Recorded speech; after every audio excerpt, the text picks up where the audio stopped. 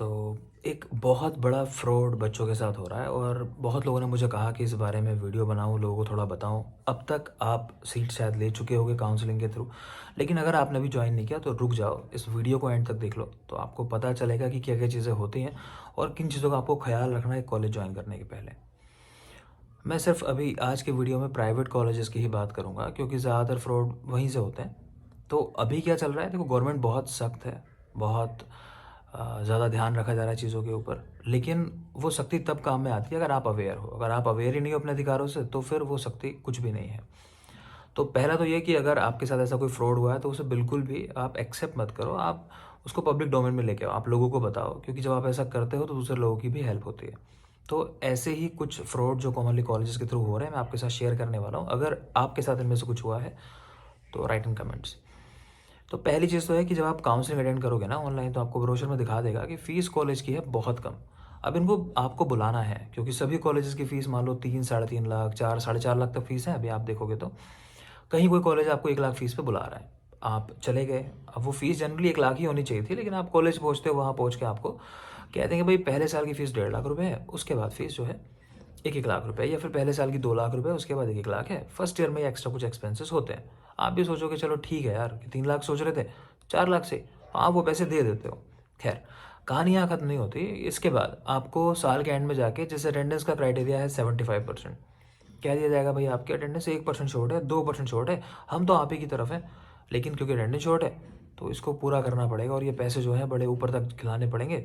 तो कुछ आपसे 50,000 80,000 रुपये इस चीज़ के मांग लिए जाएंगे। डिपेंड करता है कि आप उनको कैसे लगते हो, आप कैसे शिकार हो। लगता है कि यहाँ ज़्यादा महंगे मिल जाएंगे या कम में, तो फिर कुछ 30 35 40 हज़ार में भी ये चीज़ हो सकती है।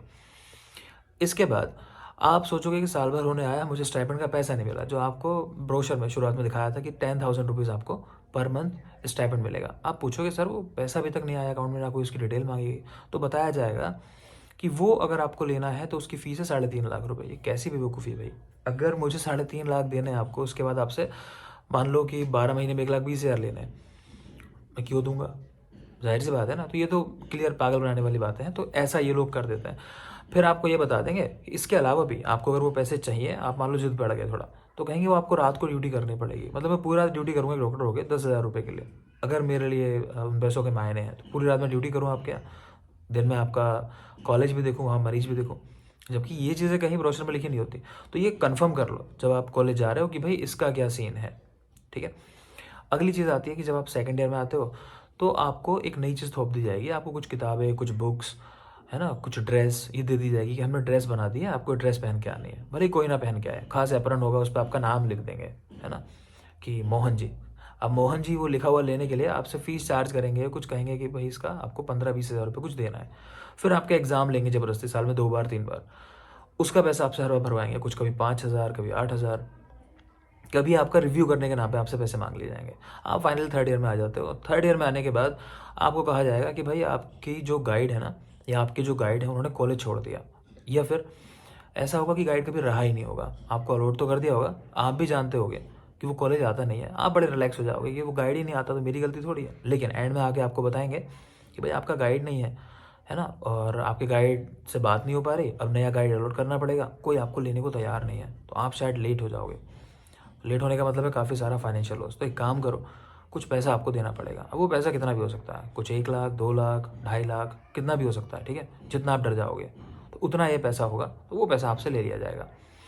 इसके अलावा आपको बोला जाएगा कि भाई आप थीसिस कैसे बनाओगे। तो इन्हीं का कोई व्यक्ति होगा जो कॉलेज से डिग्री करके कंप्लीट निकला होगा, वो कहीं और उसने अपनी दुकान अपनी चला ली है, वो वहाँ बैठ के आपकी थीसिस लिखेगा।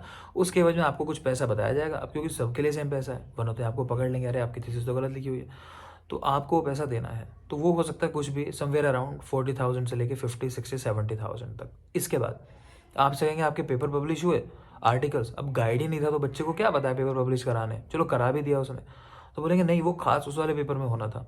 तो उस खास पेपर में पेपर पब्लिश कराने के नाम पे आपसे फिर दोबारा कुछ 15 से 20 हज़ार रुपये लेंगे, जो ओरिजिनल लगना चाहिए या तो बिल्कुल ज़ीरो है लगभग, या कहीं 1,500 2,000 रुपये तक मैक्सिमम ज़्यादातर पेपर्स की फ़ीस है। लेकिन यहाँ आपको करीब 2 पेपर का कम से कम 25 30 हज़ार रुपये ले लेंगे। इसके बाद आती है आपकी स्टेट की बारी। तो ये आपको कहेंगे थीसिस तो बन गई, आपको स्टैट लिंक खुद लगवाना पड़ेगा। तो इन्हीं का एक स्टैटिशियन होगा जो पढ़ाने का काम तो कभी नहीं करेगा, जो रियल में उसका काम है वो आपसे उस स्टैट को लगाने के नाम पे पैसे मांगेगा। और वो पैसे भी कहीं हो सकते हैं बिटवीन 5,000 to 10,000, वो आप सबको देना है। इसके बाद आती है फाइनली एग्ज़ाम की बारी। तो जैसा मैंने कहा कि दोबारा एक बार एग्ज़ाम आ गए, हर बार एग्ज़ाम फीस के नाम पे आपसे कुछ 10-15-20 हज़ार रुपये मांगे जाएंगे। फर्स्ट ईयर थर्ड ईयर के अंदर ये फीस कहीं 30,000 से 50,000 के बीच हो सकती है, ये मांगी जाएगी।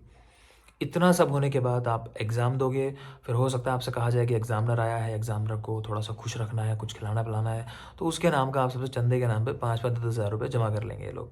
और लास्ट में आपने शुरुआत में क्वेश्चन मनी जमा की होगी हॉस्टल के लिए या कॉलेज के लिए, वो कुछ 20-30 हज़ार रुपये होंगे, ये आपको देंगे नहीं वापस। ये कहीं ना कहीं लिखवा लेंगे कि हम डोनेट कर रहे हैं, या फिर ऐसा कह देंगे कि आपकी एक बुक पब्लिश करा रहे हैं हम लोग, तो उस बुक का खर्चा भले ही 2,000 रुपये हो, लेकिन वो 20,000 रुपये आपको वापस नहीं देंगे उसके नाम पे कि आपका पूरा वहाँ लग गया। आप भी सोचोगे कौन वापस आएगा, और लास्ट में जब डिग्री लेने जाओगे तो दोबारा एक बार परेशान करेंगे, फिर कुछ पैसा लेंगे। तो ये चल रहा है। मुझे लगता है कि जो डिग्री आप सोच के गए थे कि 3 लाख में कंप्लीट कर लोगे, वो कहीं जाके आपकी पड़ेगी 6-7 लाख रुपए में। तो बेटा इतने ही देने हैं, तो ऐसे फर्जी कॉलेज के चक्कर में मत पड़ो।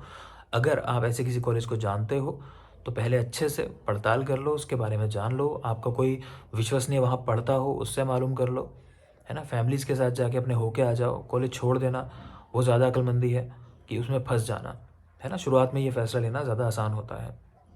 कॉलेज की कंप्लेन करो, आप रिटन में कंप्लेन करो एनसीआईएसएम को कि क्यों आप ये कर रहे हो। आप नहीं कर पा रहे, आप मुझे बताओ, आप हमें राइट करो, हम कोशिश करेंगे इस चीज़ को आगे बढ़ाने की। अगर आपको कोई ऐसा बैड एक्सपीरियंस हो तो ये चीज़ करो, हम कोशिश करेंगे उस चीज़ को सब मिल के आगे बढ़ाने की।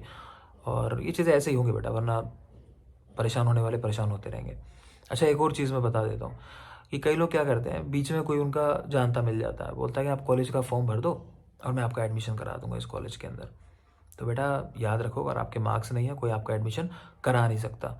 और जो आपका एडमिशन इस तरह से करा रहा है ना, वो खुद एक ब्रोकर है उनका, कॉलेज वालों का।